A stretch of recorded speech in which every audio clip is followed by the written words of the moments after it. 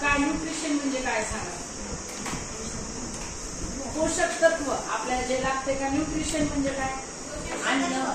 All living organisms need food, बरोबर की नाही? Human beings and also plants and also animal depend on food, depend on food. आता chapter मध्ये काय? ॲटोथेरिक nutrition, photosynthesis. Photosynthesis म्हणजे काय? कोण सांगू शकते मला? सांगा. फोटोसिंथेसिस म्हणजे काय? Plant make their own food is called photosynthesis. Yes. Plants make their own food. Help of photosynthesis. Photosynthesis ला आपल्याला सनलाइट लागते. They take sunlight from sun. They take minerals and water from soil. After that they take carbon dioxide from air. Air is not one substance. Air is a mixture of many gases like nitrogen, carbon dioxide, oxygen, other inert gases and dust particles. Made of these things called air. Air means atmosphere भी बोलते हैं हम उसको. Atmosphere में तरह तरह के gases रहते हैं. तो फिर हम क्या करते हैं? कार्बन डाइऑक्साइड छोड़ते हैं, प्लांट्स कार्बन डाइऑक्साइड लेते हैं. We do not prepare our own food in our body, but human beings depends on plants.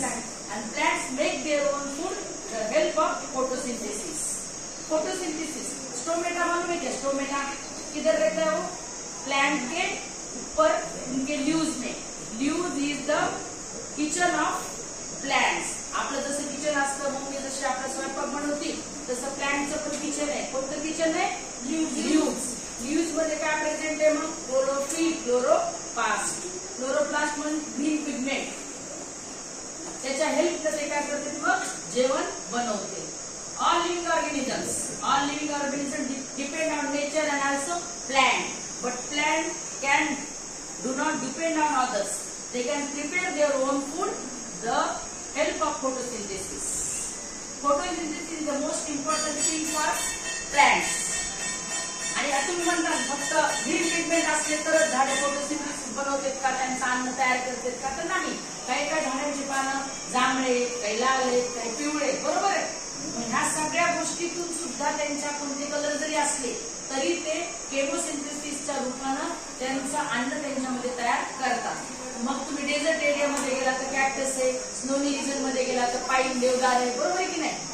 ऍडिप्टेशन करते. प्रत्येक प्लांट्स त्यांच्या वातावरणानुसार ऍडिप्टेशन करते. क्लासिफिकेशन केलेलं आहे आपण प्रत्येक प्लांट्सचं. काय केलेलं आहे? क्लासिफिकेशन. तुम्हाला कळलं आता? न्यूट्रिशन सगळ्यांना उपयोगाला.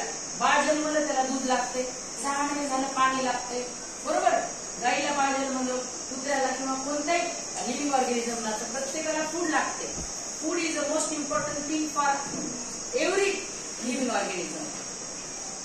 आता बघा, the types of nutrition in plant. Sequence the step involved in the photosynthesis. Identify the plants that show different mode of nutrition.